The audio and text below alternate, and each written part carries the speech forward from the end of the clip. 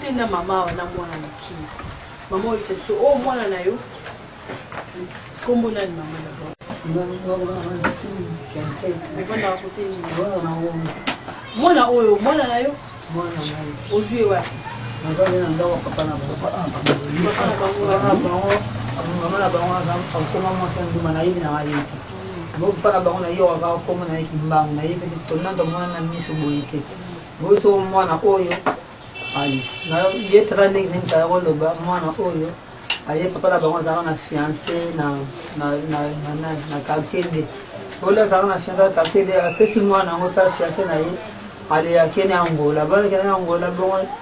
aye bisangai na ko voyager aye saka mobile na ye ke mobile na kene Angola bon la mwana idi mobile ke Angola zuma no akepese pataka leki na ye bo ta leki na ye apesa ka mwana ngo ko kanna na ndaku lemso ko ganga ko lela alem susu deju tuaje mwana ko pesa bio biloko te kani mai bo si was akoma kala sanda ibale papa na bango papa na aleti na nije moko to zaka ne place moko yeyo yebisangai ay papa mvana ngai yo oboma ka quartier oyo mwana ngo ngakufa si mwana ngo kufi ngana ko sala maka mali oh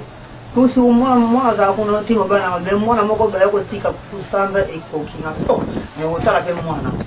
makei naye ba yako bomba ye azaka de peplason yo kuta mwana za âge mwana adam mbona mbona le nanda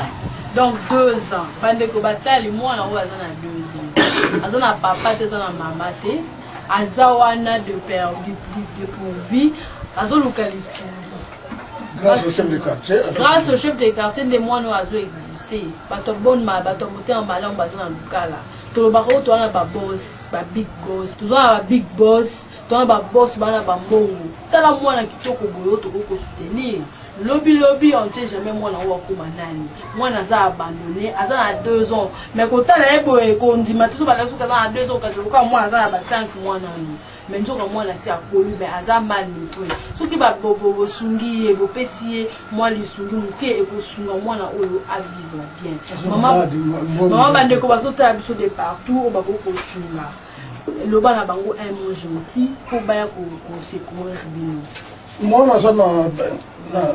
na quartier tonzi toza koluka bamutu malamu nyonso akoki kosalisa biso aporte biso na aide mpona mwana oyo aza kobelaka mbongo ezali te kolia ezali te bandeko bosunga biso mpona mwana oyo mais j'avais déjà informé l'administrateur du territoire maintenant napesi ngai suite favorable te mais tili que l'information déjà partie bosunga biso mpona mwana oyo mama ye moko tala ne akoka te ngai moko mpe nakokoka te bosalisa biso bopesa biso mwa main forte pour tosunga mwana. Vous avez suivi ces bébés au hasard en mawa ayoki mawa bebi ke basungi baze bébé boye ba kosunga batu bino boye ba kosalisa batu bino babengaka o nga boss anga kuna mona nga boss te o nga za grand prêtre be ba ona batu basunga batu. Cet enfant, ce bébé de 2 ans et demi, il a besoin de vous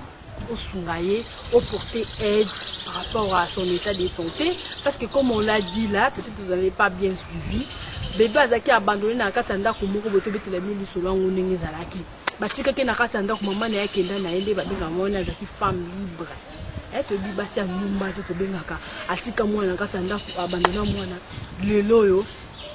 mwana ta se to na santé wana aza malnutrition pour moni mwana 2 ans et demi mais la façon ça on dirait au quand mwana 6 mois mwana 7 mois ba ngo botaka webi pasa ko bota ndenge zalaka pasa ko bota biso to bota pasa ko bota ndenge salaka ba abandonner mwana bosunga vraiment libota wana